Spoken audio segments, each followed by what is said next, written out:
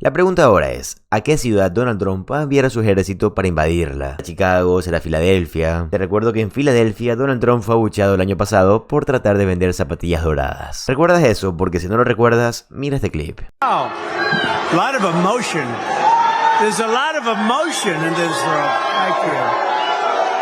Thank you. So nice. So the really nice thing is we have lines, and I want to thank Chase and I want to thank Alan. Así que en serio, Donald Trump vendía zapatillas doradas en Filadelfia hace un año y está amenazando con invadir Filadelfia con la Guardia Nacional. Luego le preguntaron a Donald Trump en una entrevista si él iba a enviar a la Guardia Nacional a estados en los que los gobernadores no querían que envíen la Guardia Nacional. Y esta fue la respuesta de Donald Trump. Prepared to order National Guard troops, though, into American cities if those governors don't request the federal deployment? I am, but I also think that, look, Chicago, everybody knows how bad it is. Everybody standing there knows. We know. You don't have to be doing any studies. They should be saying... Así es como suena un abusador. Aquí tenemos al congresista republicano James Comer. Te recuerdo que él es parte del movimiento autoritario y él dijo sí vamos a ir a Filadelfia, luego vamos a ir a Nueva York, luego vamos a ir a Chicago y así sucesivamente. Me pregunto yo, ¿qué pasa con los estados rojos o estados republicanos? Porque les recuerdo que donde el crimen realmente está alto y donde sí necesitan a la Guardia Nacional son los estados rojos. Que mira este clip de James Comer, por favor. We're going to support this. We're going to support doing this in other cities if it works out in Washington, D.C. And again, it's unfortunate, but we spend a lot on our military. Our military has been in many countries around the world for the past 2 decades, walking the streets, trying to reduce crime in other countries. We need to focus on the big cities in America now, and that's what the president's doing. That worked in Washington, D.C. Why don't you vote to allow President Trump to come into Chicago or New York City or Philadelphia and try to combat the criminal activity in their cities? So I think that this is an experiment that's probably needed in a lot of the Democrat-run cities. Un experimento, solo un experimento. Esto se llama fascismo. Decir que el ejército estadounidense fue enviado a países como Fallujah, pues bueno, que los devuelvan de Fallujah y los lleven a Estados Unidos. Luego habló Pete Hegseth, ya sabes, el secretario de Defensa de Estados Unidos, diciendo que las tropas se encuentran moralmente mejor que nunca. O sea que Pete Hegseth está diciendo que las tropas están encantadas de tener que invadir ciudades de su propio país y atacar a sus propios ciudadanos. Qué triste, ¿verdad? Miren el clip, por favor. Defending the nation's capital and ensuring it is safe and beautiful and working with law enforcement. And Mr. President, let me tell you, the morale of the troops getting out there talking to them, they love this mission. They're grateful to be doing it, whether they're DC National Guard or other state National Guards. And at your direction as well, sir, it's just common sense to make sure they're armed as well. And so we're rolling out ensuring they're armed, capable of defending themselves and others if need be, supporting law enforcement, and we're proud to be there, sir.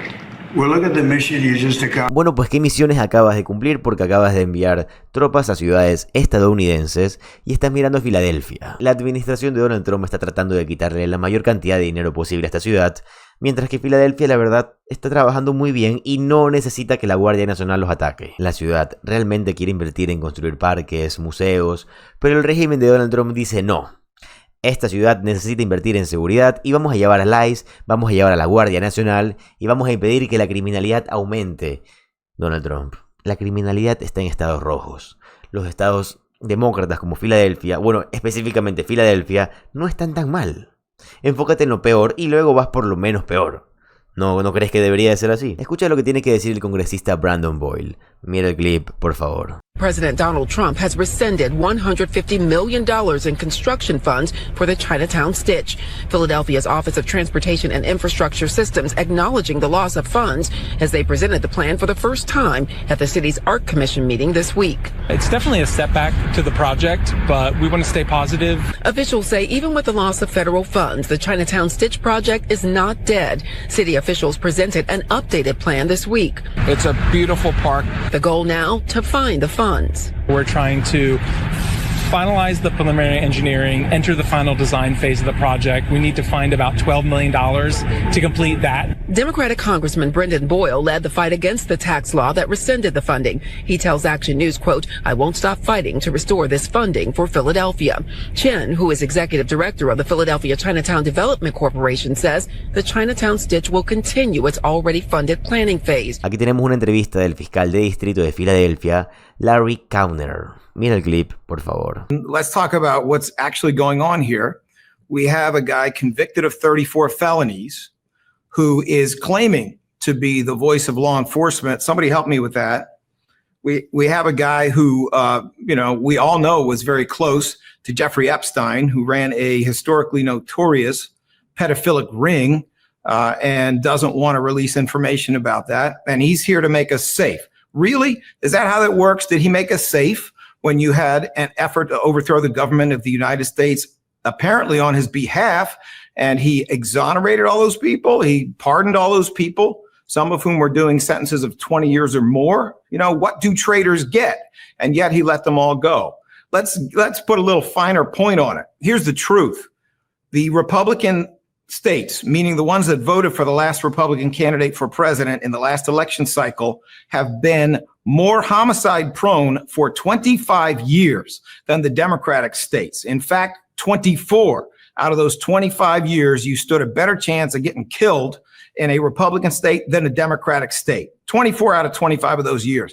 The difference has been about 133%, meaning if 100 people get murdered in a Democratic state, there's 133 adjusted for population getting murdered in a Republican state. Republicans are terrible at public safety when they're not committing crimes themselves, which this president does all the time by all indications. When they're not doing that, they are endangering their people. And yet, for some silly reason, that is not a message that my Democratic Party has been able to get across. Well, here it is. We do not need an invasion led by an insurrectionist who is a 34-time convicted felon who's violating the Constitution. We do not need an invasion of a city, and Philadelphia is that city, that is enjoying a more than 50-year low in homicides, that had a record year last year and is doing better and better and better. And that is basically going on with all of these Democratic, largely majority minority cities that are led by mayors of color. That is what's going on with all of these cities. It is totally unacceptable, and I certainly will do everything in my power to tell them if they're going to F around, they're going to find out. So tell us what the find out stage would look like. I mean, what you are able to share. Let's just say he targets Chicago next, which is what the plan seemed to suggest, but then comes to Philadelphia after that, or who knows, maybe he comes to Philadelphia next, this time not selling golden sneakers for $499, but putting the military on the streets. What do you do about that? How do you fight that, both with legal authority, moral authority, and just the power of the people? Well, thank you for raising moral authority, because we don't talk about it enough. We basically say, what can he get away with? That is how depraved our public discourse has become about the president of the United States. What can he get away with as he keeps moving the goal line when it comes to the Constitution, when it comes to the laws, with his hack Supreme Court? And yes, he has at least 4 hacks on that Supreme Court. We're hoping it isn't 5. So we do need to talk about morality and not just law, but it's very clear this is completely illegal. The president does have the ability to mess around more in DC than he does in the states. And that is because of the 10th Amendment to the United States Constitution, which specifically says that he cannot commandeer local law enforcement to do whatever crazy thing he wants to do. He cannot force local law enforcement to go after immigrants, for example. That is work for a federal agency known as ICE. So we're going to go to the courts. We still have courts. Sorry, President Trump. And we are going to bring it to them the same way California has brought it to them, that this is an illegal invasion in many different ways, that it's completely unacceptable. But we have another very important tool. And I want the public to hear this, and I want them to understand that you are not alone. And that important tool is called state prosecution. The president of the United States has zero ability to pardon someone who is convicted in state court. This is why he has not pardoned himself for being convicted in state court of 34 felonies by my, I would say, reform prosecutor colleague in Manhattan. This is why it hasn't done that. So if what you have is a group of ICE agents, or you even have the military coming into Philadelphia and they're committing crimes, they're committing assaults that are illegal, homicides that are illegal, they're kidnapping people, they're engaging in unlawful restraint, which is a crime in the Commonwealth of Pennsylvania, they're obstructing the administration of justice. If you have people coming in, military, ICE, whoever it is, acting beyond their legal authority, they can be prosecuted, assuming they commit crimes, in state court. And they cannot be pardoned by the president, which means they get to tell a Philadelphia jury exactly why it is that they thought they could invade this city, and they get to bear the consequences, whether they are handcuffs, a jury trial, or a jail sentence. That's what they get to bear. I ain't backing down. Frankly, I'm a little tired of some of my, elected Democratic colleagues for not standing up, but I really do want to commend those profiles in courage. We've seen Governor Pritzker organize a group of governors to resist this fascistic nonsense. We've seen the mayor of the city of Chicago, who has never flinched from standing up. We got Gavin Newsom in California standing up these days a bit. We need to applaud that. We need to stand up. We need to be on the right side of history. And if it means a short trip to jail, so be it. For me, I've been there before. I don't mind. Talk to us about that as well, because for me, as a non-political person who stepped into this space, we've always been trying to call out Donald Trump as we saw him, which is fascist. We would say, hey, these quotes sound an awful lot like Nazi Germany, what he's saying. And then whether it was corporate news or politicians, they would say, whoa, whoa, whoa, you can't go there. You can't say those things. Like you've never held back. We've seen so many, in whether it was politicians or especially corporate news, just normalize this behavior, which wouldn't fly in any organization, nonprofit, big corporation, medium size, yet alone the presidency. I mean, just the way he behaves on a day-to-day basis, not to mention his criminal conviction, the civil judgments against him and all of that. But it does seem that there is right now, in late August, after the summer, a bit more of a drive by Democrats or just people to say enough and fight back. So that gives me hope. What do you make of this moment? What I make of the moment is that it is time for courage. And if your elected officials, Democrat or Republican, don't have it, then vote them out. We need to have Americans who are in elected office who stand up for America, who stand up for democracy. The phrase is, we hold these truths to be self-evident that all men are created equal. Well, make no mistake, Donald Trump, just like Adolf Hitler, is at war with equality. The words coming out of his mouth, the endorsement by the Ku Klux Klan, the white supremacists that seem to be in every nook and cranny of wherever he goes. These people do not believe in equality. It is America's most fundamental principle. So whether you are a voter, whether you are someone outside of politics or you're an elected official, stand up.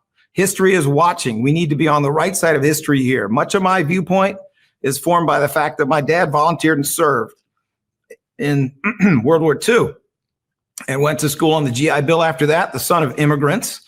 I know what a Nazi is. And my father-in-law was a career military pilot who flew in 3 wars. He knew what a Nazi is.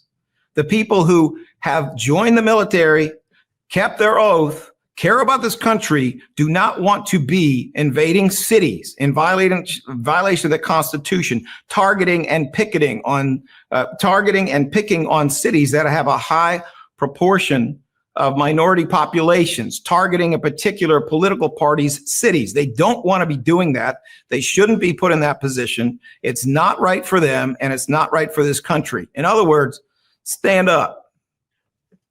Larry, finally, I got to ask you about your take on the Trump cover-up of the Epstein files and your position as a district attorney. Your office prosecutes sex crime, sex trafficking.